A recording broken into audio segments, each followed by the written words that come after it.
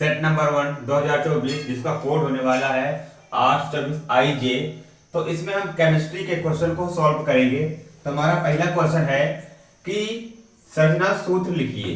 संरचना सूत्र लिखिए किसका? यहाँ पर हमको क्वेश्चन दिया गया है एथेनोइक अम्ल। एथेनोइक अम्ल, तो इसका संरचना सूत्र क्या होगा? तो यहाँ पर एथेनोइक अम्ल का संरचना सूत्र होता है CH3 और यहाँ पर C डबल बॉन्ड O और OH। ये क्या है? एथेनोइक अम्ल है। नेक्स्ट हमारा है मेथेनल। नेक्स्ट हमारा क्या है? मेथेनल, यानी HCHO। अगर इसको संरचना में लिखेंगे तो हम ऐसा लिख सकते हैं, यहाँ पर HC डबल बॉन्ड O और H। ये क्या है? हमारा मेथेनल है। नेक्स्ट हमारा 1-क्लोरोप्रोपेन। 1-क्लोरोप्रोपेन, यहाँ पर प्रोपेन शब्द का यूज हुआ है। तो प्रोपेन यानी 3 कार्बन, मेथ, एथ और प्रो। तो कह रहा है 1-क्लोरोप्रोपेन। 1-क्लोरो यानी 1 पे हमारा क्या है? क्लोरीन है।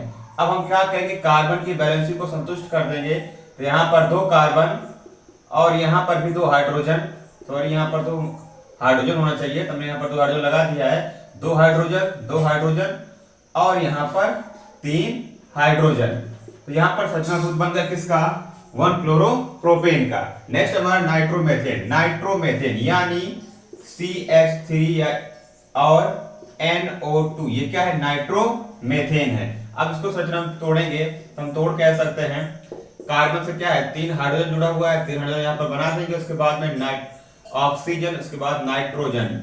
आई बस उनमें, तो ये क्या है? हमारा नाइट्रोमेथेन। क्या है हमारा? ये नाइट्रोमेथेन। नेक्स्ट हमारा है विद्युत रासायनिक श्रेणी तथा इनके अनुप्रयोग। तो देखो, विद्युत रासायनिक श्रेणी किसे कहते हैं? तो यहाँ पर है इसकी डेफिनेशन, धातुओं की इलेक्ट्रॉन त्यागने की अपेक्षित प्रकृति धातुओं की सक्रियता कहते हैं। धातुओं की प्राप्त श्रेणी को सक्रियता श्रेणी कहते हैं। जैसे यहाँ पर हम ले रहे हैं छोटा सा एग्जांपल, सोडियम। सोडियम क्या करेगा? इलेक्ट्रॉनों का त्याग करेगा और इलेक्ट्रॉनों का त्याग करके क्या बनाएगा? ये धनायन बनाएगा। तो सोडियम यानी धातु के इलेक्ट्रॉनों के त्यागने की प्रवृत्ति को क्या बोलते हैं? उसकी सक्रियता बोलते हैं। अगर इन धातुओं को हम श्रेणी क्रम में श्रेणीबद्ध करते हैं, यानी श्रेणी क्रम में लिखते चले जाते हैं, जैसे कि सोडियम, पोटेशियम, ऐसे करके लिखते चले जाते हैं, जो हमको श्रेणी प्राप्त होती है, उसी को क्या बोलते हैं? हम सक्रियता श्रेणी कहते हैं। नेक्स्ट हमारा तथा इनके अनुप्रयोग। इनके अनुप्रयोग, तो इनका अनुप्रयोग हम कैसे कर सकते हैं? पहली बात तो धातुओं के निष्कर्षण में। धातुओं के निष्कर्षण में कैसे? जैसे कॉपर सल्फेट का हमारे पास क्या है? विलयन है। अब क्या करें? इसमें जिंक डाल देते हैं, तो जिंक क्या करेगा? सल्फेट से क्रिया करके क्या बनाएगा? जिंक सल्फेट बनाएगा और यहाँ पर कॉपर धातु हमको मिल जाएगी। आई बात समझ में? अब नेक्स्ट हमारा इसका यूज कि यहाँ पर जो धातुएं हाइड्रोजन से ऊपर है वो क्या करती हैं? अम्ल से क्रिया करके हाइड्रोजन गैस निकालती हैं, जैसे कि जिंक और प्लस में H2SO4। अब यहाँ पर जिंक क्या है? हाइड्रोजन से ऊपर है, तो क्या करेगी? ये सल्फेट से अपक्रिया करके क्या बनाएगी? जिंक सल्फेट बनाएगी और यहाँ पर हाइड्रोजन गैस क्या हो जाएगी? विस्थापित हो जाएगी। तो आई होप समझ में आ गया। कहते हैं मिश्र धातु किसे कहते हैं? कॉपर की 2 प्रमुख मिश्र धातु तथा उसके उपयोग। तो मिश्र धातु किसे कहते हैं? 2 या 2 से अधिक धातुओं के मिश्रण को, 2 या 2 से अधिक धातुओं के मिश्रण को मिश्र धातु कहते हैं। तो सबसे पहले यहाँ पर कॉपर की 2 प्रमुख मिश्र धातु, तो पहली है क्या है? तांबा प्लस में जिंक। क्या होती है? पीतल। अब पीतल का उपयोग क्या होता है? बिजली उपकरणों में।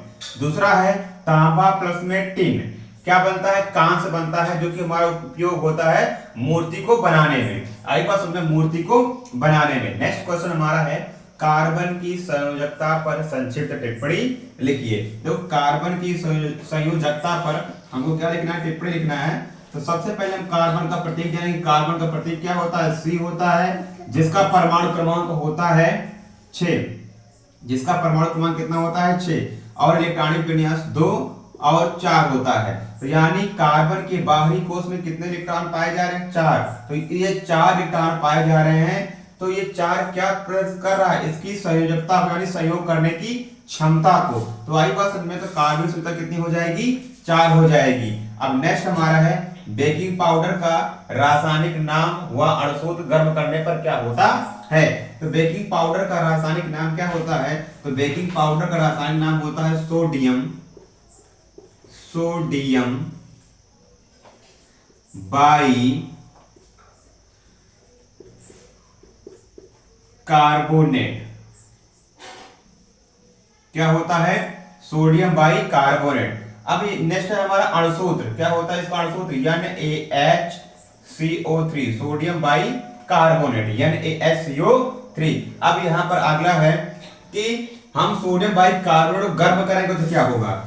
तो यहां पर हमने लिया है सोडियम बाई कार्बोनेट। अब इसको क्या करेंगे? हम गर्म करेंगे तो होगा क्या? यहां पर हम सोडियम बाई कार्बोनेट का 2 अणु लेंगे, 2 मोल लेंगे, तो यहां पर होगा क्या? ये टूटेगा Na2CO3 यानी सोडियम कार्बोनेट में। सोडियम बाई कार्बोनेट टूटे किसमें? सोडियम कार्बोनेट में। और यहां पर प्लस में टूटेगा किसमें? CO2। किसमें? CO2। और यहां पर H2O में टूटेगा। आई बस में यहां पर H2O में CO2 और Na2CO3 और H2O।